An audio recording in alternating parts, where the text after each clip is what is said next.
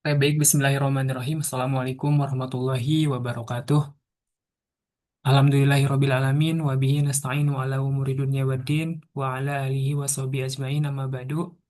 Sebelumnya saya ucapkan terima kasih kepada dosen pengampu mata kuliah biokimia yaitu Bapak Saifuddin Rahmatullah MSI yang telah mempersilahkan kelompok kami untuk bisa mempresentasikan hasil diskusi dan juga penyusunan PPT presentasi mengenai asam nukleat.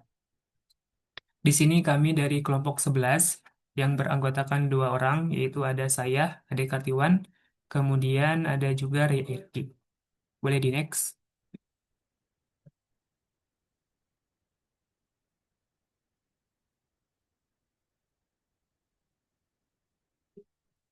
Sebelumnya. Nah, oke, baik. Di sini ada outline terlebih dahulu ya, di mana yang akan kita bahas pada kesempatan kali ini, yaitu mengenai definisi serta sejarah dari asam nukleat. Kemudian ada gula ribosa, selanjutnya ada basa nitrogen, ada gugus fosfat, kemudian nukleotida dan juga nukleosida, ada RNA dan juga DNA, ikatan hidrogen pada RNA dan juga DNA, serta yang terakhir itu ada peran dari asam nukleat. Boleh di next. Nah, kita masuk ke outline yang pertama, yaitu ada definisi asam nukleat dan juga komponen penyusunnya, serta mungkin ada penjelasan sejarah sedikit mengenainya, yang akan dijelaskan oleh saya sendiri. Nah, di mana eh, pada akhir tahun 1800-an, para ilmuwan itu mulai meneliti isi dari inti sel, ingin mengetahui apa isinya yang ada di dalam inti sel atau disebut juga sebagai nukleus, dan menemukan suatu molekul baru yang bersifat asam. Nah, karena ditemukan di dalam nukleus ataupun disebut juga sebagai inti sel, mereka menamakan molekul ini sebagai asam nukleat karena bersifat asam atau disebut juga sebagai nucleic acid dalam bahasa Latinnya. Walaupun belakangan diketahui ya bahwa asam nukleat juga dapat ditemukan di luar inti sel seperti pada sitoplasma. Nah, penemu pertamanya adalah Friedrich Miesker, tepatnya pada tahun 1869, yang memang demi tahun bertahun gitu ya, pasti memunculkan suatu hal yang baru, dan dia itu menyebutnya nuklein karena ditemukan dalam nukleus atau inti sel. Nah, belakangan ini kemudian diketahui bahwa ada dua jenis asam nukleat yang utama, yaitu ada yang disebut dengan DNA dan juga RNA.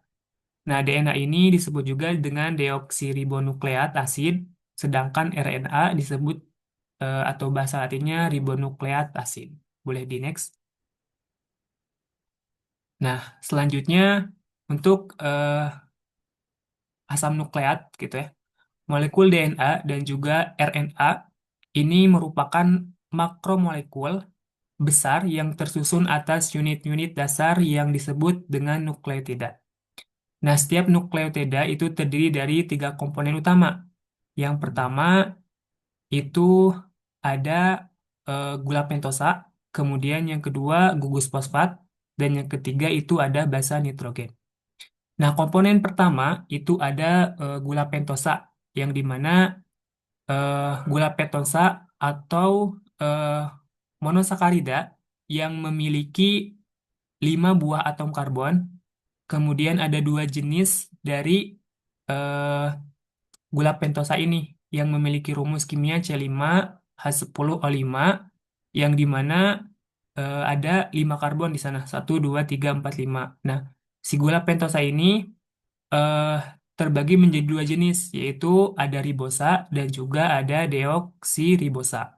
Kemudian yang kedua itu ada gugus fosfat, yang dimana komponen yang kedua ini adalah komponen yang berupa atom fosfat yang dikelilingi oleh 4 atom eh, oksigen dengan rumus kimia PO4 3- yang bersifat negatif dan juga sangat hidrofilik.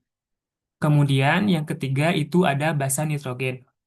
Nah, komponen yang terakhir ini merupakan suatu molekul kecil yang berbentuk cincin, bisa dilihat di sana.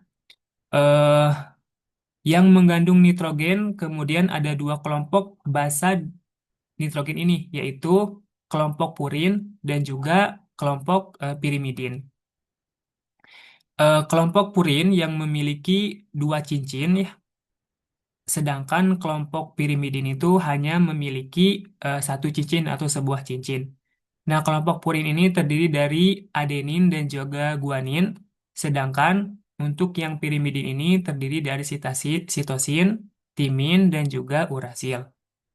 Nah, kelima jenis basa nitrogen ini masing-masing disimbolkan dengan huruf awalannya, yaitu untuk adenin ada A, kemudian guanin ada G, sitosin atau citosin ada C, timin ada T, dan juga urasil itu disebut dengan U. Oke, boleh di next. Nah, sekarang apabila kita mengambil masing-masing satu molekul dari ketiga komponen ini, yaitu ada gula pentosa, kemudian gugus fosfat, dan juga basa nitrogen, dan menggabungkannya, maka terbentuklah suatu molekul yang lebih besar yang disebut dengan nukleotida. Nah, nukleotida ini eh, merupakan sejumlah besar nukleotida yang dapat bergabung membentuk susunan molekul panjang. Ya, jadi jika kita mengambil masing-masing satu molekul dari komponen ketiga ini dan juga menghubungkannya, maka terbentuklah suatu molekul yang lebih besar yang disebut dengan nukleotida. Seperti itu. Nah, boleh di next. Nah, sejumlah besar nukleotida itu dapat bergabung membentuk susunan molekul panjang yang disebut dengan asam nukleat. Seperti yang bisa dilihat di gambar gitu ya di atas, bahwa setiap nukleotida itu dapat memiliki basa nitrogen yang berbeda-beda jenisnya. Untuk itu diperlukanlah suatu cara untuk menyebut asam nukleat ini. Nah, pertama kita harus memberi nama setiap ujung asam nukleat pada ujung atas gugus fosfat yang menempel pada atom karbon. Nah, di atas itu ya, yang paling ujung di sebelah kanan, itu menunjukkan ada pada atom karbon nomor 5, ya. Oleh karena itu, daerah ini disebut dengan 5 prime. Nah, prime ini apa ya, disebut juga nama atau apa, tanda kutip tapi cuma satu. Itu disebut dengan prime. Lalu pada ujung yang paling bawah itu dapat menempel pada atom karbon nomor 3, sehingga eh, daerah ini disebut dengan 3 prime.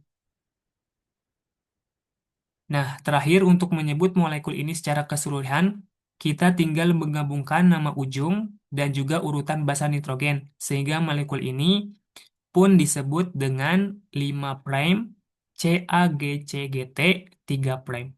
Seperti itu. Boleh di next. Nah, selanjutnya di sini ada perbedaan DNA dan juga RNA. Nah, seperti yang telah dijelaskan di awal gitu ya, bahwa terdapat dua jenis asam nukleat, yaitu ada DNA dan juga ada RNA. Nah, apa perbedaannya sih dari kedua apa asam nukleat ini? Ya, minimal ada tiga perbedaan utama antara DNA dan juga RNA. Nah, yang pertama itu dari jenis gulanya. Gula yang menyusun DNA adalah ribosa. Mohon maaf, gula yang menyusun DNA itu adalah deoksiribosa. Sedangkan gula yang menyusun RNA itu adalah ribosa. Yang kedua, kemudian yang kedua itu adalah jenis dari basa nitrogennya. Basa nitrogen pada DNA itu ada empat, yaitu ada A, ada G, kemudian ada sitosin, kemudian ada timin.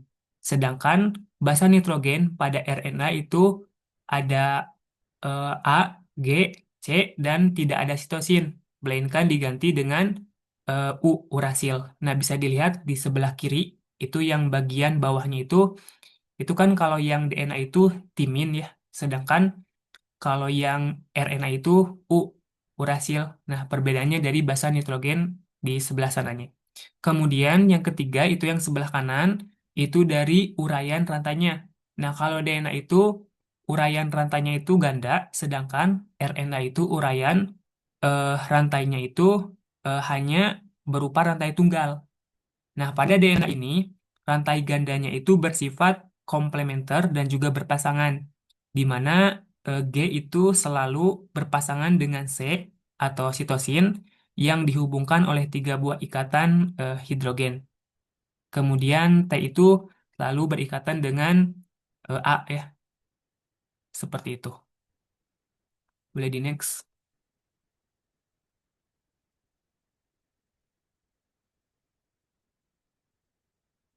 Nah, mungkin untuk pembahasan eh, awal mungkin cukupan. Untuk selanjutnya saya eh, persilakan kepada Regi untuk dilanjutkan lebih jelasnya. Baik, terima kasih sebelumnya. Di sini ada nukleotida dan nukleosida. Nukleotida merupakan nukleosida yang gugus gula pada posisi limanya mengikat asam fosfat dengan ikatan ester. Nukleosida terdiri atas pentosa, deoksiribosa, atau ribosa yang mengikat suatu basa melalui ikatan glikosida. Pentosa yang berasal dari DNA ialah deoksiribosa dan dari DNA ialah ribosa. Basa purin dan pirimidin yang berasal dari DNA ialah adenin, guanin, sitosin, dan timin, sedangkan basa RNA terdiri atas adenin, guanin, sitosin, dan urasil. Dengan demikian, nukleosida adalah penyusun nukleotida dan dapat diberi nama trivial dan nama sistematis seperti yang tersaji pada tabel berikutnya. Nah, bisa dilihat ya. Nah, selanjutnya ada DNA. DNA itu membawa informasi genetik dan berkaitan dengan yang diwariskan keturunan secara genetika. Nah, jadi DNA itu pertama kali ditemukan oleh seorang ilmuwan Jerman yang bernama Friedrich Miser pada tahun 1869 dan dikembangkan pada tahun 1953 oleh James Watson, Francis Craig Moran, dan juga Rosalind Franklin, bahwa mereka ini menemukan struktur DNA berupa heliks ganda. Disebut heliks ganda karena ia melingkar, juga disebut ganda karena ia berpasangan dan membawa suatu informasi genetik. Ia bisa membawa suatu informasi genetik karena memiliki basa nitrogen yaitu adenin, guanin, sitosin, dan timin. Dia juga memberikan suatu sifat kepada genetik selanjutnya. Jadi DNA itu adalah singkatan dari asam deoksiribonukleat yang berupa molekul kimia yang organik dengan struktur molekul yang kompleks disebut kompleks juga karena untaiannya itu sangat panjang dan DNA ini ditemukan pada sel prokariotik, eukariotik, dan makhluk hidup yang sangat kecil yaitu virus.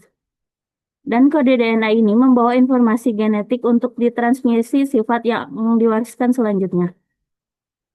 Nah, selanjutnya ada struktur DNA. DNA asam deoksiribonukleat ini terdiri dari dua rantai polinukleotida yang panjang. Eh, yang dimaksud itu ada pada gambar yang seperti rantai ya. Disebut dua karena dia berpasangan dan juga memiliki empat jenis subunit nukleotida yang tadi sudah disebutkan. Adenin, guanin, sitosin, dan juga timin. Nukleotida sendiri terdiri dari gula 5 karbon. Gugus 5 karbon yang berupa deoksiribosa. Nah, gambar bawah yang pertama itu, kalau misalkan kita luruskan dari yang helix di atas tadi, kita ambil sepotong satu nukleotida yang sudah diberi kotak itu, eh, terdiri dari gugus fosfat. Gugus fosfatnya ini PO4, lalu ada gugus gula yang berupa deoksiribosa yang berarti 5 atom gula. Deoksi berarti ada satu kehilangan oksigen yaitu di C nomor 2 ribosa dan satu basa nitrogen. Nah, jenis-jenis yang menyusun nukleotida itu ada 4 jenis. Di gambar ketiga itu ada guanin, sitosin, adenin, dan timin. Jadi, basa nitrogen ini jika dikelompokkan ada dua jenis yaitu purin dan pirimidin. Purin itu terdiri dari adenin dan guanin, sedangkan pirimidin itu sitosin dan timin. Di mana adenin itu akan berpasangan dengan timin, sedangkan guanin akan berpasangan dengan sitosin. Nah, ikatan pasangan dari dua nukleosida ini adalah jembatan ikatan hidrogen yang masing-masing untai DNA ini dihubungkan dengan ikatan hidrogen selanjutnya. Tadi dibahas bahwa nitrogen ini memiliki fungsi untuk membawa informasi genetik, sedangkan gula dan fosfat fungsinya untuk menyusun struktur dari DNA itu. Jadi di sini kan terlihat ya si bagian ujungnya itu tersusun dari gula dan fosfat. Selanjutnya nukleosida ini akan berikatan dengan gula yaitu nomor 9, IN9. Sudah.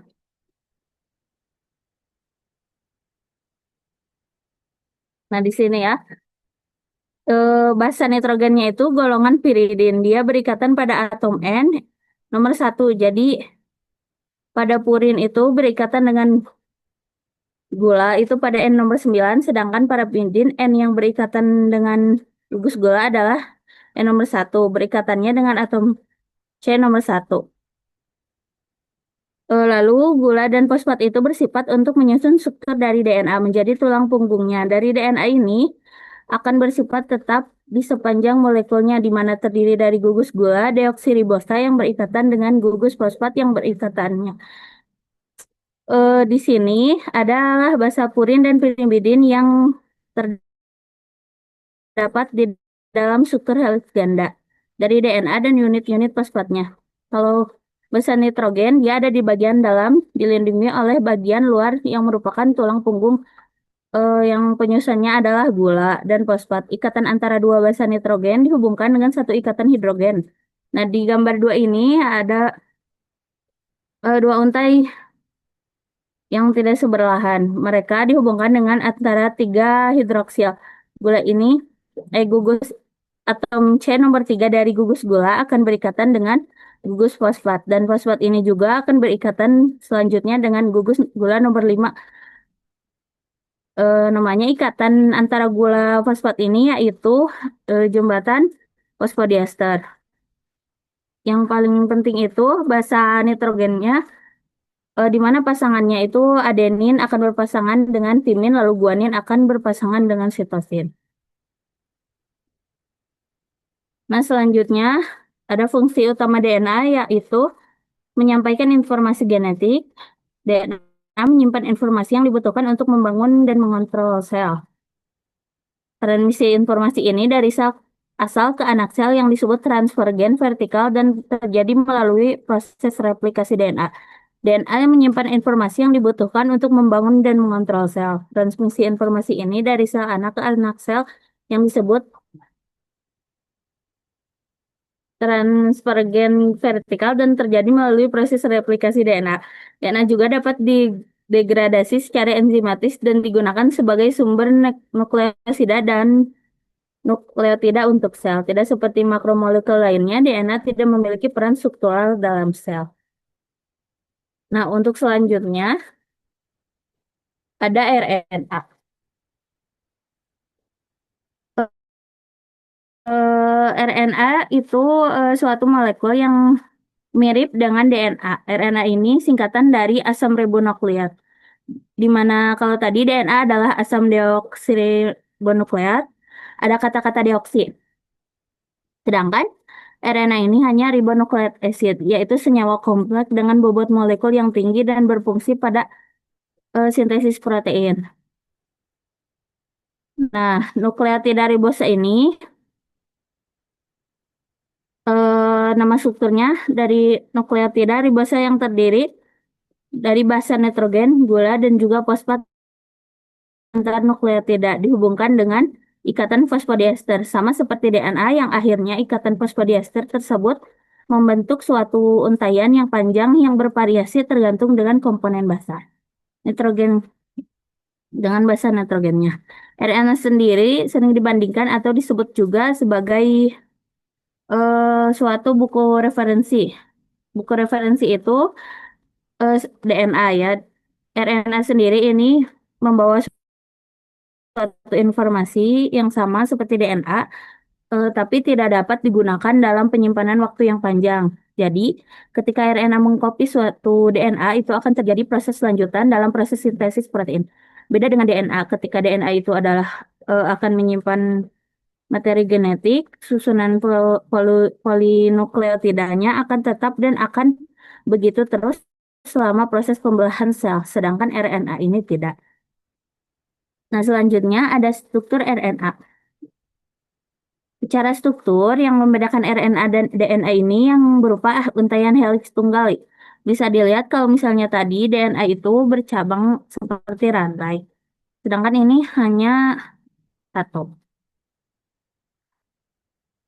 Eh, Juga perbedaannya itu kalau DNA nukleotidanya adenin, guanin, sitosin, dan timin dengan purin yaitu kalau pirimidin sitosin dan timin kalau di RNA ini beda purinnya itu adalah adenin, guanin masih sama. Namun di pirimidin beda yaitu beda sitosin dan urasil. Jadi adenin ini akan berikatan dengan urasil dan guanin akan berikatan tetap dengan sitosin hanya yang membedakannya itu hanya urasil. Untaiannya itu terdiri dari ujung 5 dan ujung 3. Ujung 5-nya berupa gugus fosfat dan ujung 3-nya berupa gugus hidroksil. Jadi ribonukleotida ini dihubungkan bersama ikatan fosfodiester. Basa nitrogen yang menyusunnya adalah adenin, sitosin, urasil, dan guanin. Lalu yang membedakan DNA-nya adalah deoksiribonukleotida. Tidak, dioksid artinya kehilangan satu atom oksigen. Jadi pada gugus gulanya, kalau di RNA ini tidak terjadi kehilangan atom O di atom C nomor 2. Makanya gugusnya tetap ada. Efeknya ketika ada gugus OH di atom C nomor 2, ternyata itu ada efeknya di mana gula ribosa pada RNA, strukturnya itu kan siklik. 5 atom C dan satu oksigen. Dengan adanya gugus hidroksil pada C nomor 2 ini memiliki reaksi yang bersifat kimiawi yang membuat RNA ini mudah terhidrolisis. Sedangkan DNA itu sendiri lebih stabil sifatnya dibanding RNA. Dan oleh karena itu RNA tidak bisa digunakan untuk menyimpan dalam waktu yang lama karena ia mudah terhidrolisis. Nah, selanjutnya kita akan membahas mengenai jenis RNA. Eh, Jenis RNA ini menyusun 5-10% dari berat kering suatu sel pada dasarnya. Terdapat dua kelompok utama RNA yang menyusun makhluk hidup, yaitu RNA genetik dan RNA non-genetik. RNA genetik ini adalah RNA yang memiliki fungsi sama dengan DNA. Tadi juga dibahas bahwa RNA juga membawa informasi genetik seperti DNA. Nah, RNA genetik ini hanya dimiliki oleh makhluk hidup tertentu yang tidak memiliki DNA seperti pada beberapa jenis virus. Nah, adapun RNA non-genetik merupakan RNA yang tidak berperan sebagai DNA. RNA non-genetik ini dimiliki oleh makhluk hidup yang materi genetiknya diatur oleh DNA. Pada makhluk hidup kelompok ini di dalam selnya terdapat DNA dan RNA. Selanjutnya ada peran asam nukleat. Nukleat.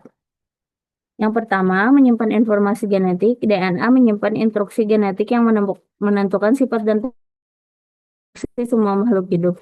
Informasi dalam DNA diwariskan dari generasi ke generasi melalui proses replikasi dan pembelahan sel. Yang kedua, mensintesis protein. DNA itu mengkodekan urutan asam amino yang membentuk protein melalui proses transkripsi dan translasi. RNA juga membantu menerjemahkan informasi genetik menjadi protein melalui messenger RNA, membawa informasi dari DNA ke ribosom. Juga transfer RNA yang membawa asam amino ke ribosom, juga rRNA yang menyusun bagian struktur ribosom. Selanjutnya mengatur ekspresi gen. RNA tertentu seperti mikroRNA dan small interfering RNA berperan dalam pengaturan ekspresi gen, menghidupkan atau mematikan gen tertentu. Ada juga replikasi dan pertumbuhan sel. DNA menggandakan diri saat sel membelah, memastikan setiap sel anak menerima informasi genetik yang sama. Tanpa asam nukleat juga tidak akan terjadi pembelahan dan pertumbuhan sel. Nah, kemudian dasar mutasi dan evolusi. Perubahan mutasi pada urutan pada basa DNA dapat menghasilkan variasi genetik yang menjadi bahan baku evolusi. Mungkin sekian penjelasan dari saya. Saya kembalikan ke moderator. Oke, baik. Terima kasih atas penyampaian dan juga pemaparan materi dari ARK. Dicukupkan sekian ya presentasi dan juga penyampaian materi dari kelompok kami yaitu kelompok 11. Terima kasih atas perhatiannya. Assalamualaikum warahmatullahi wabarakatuh.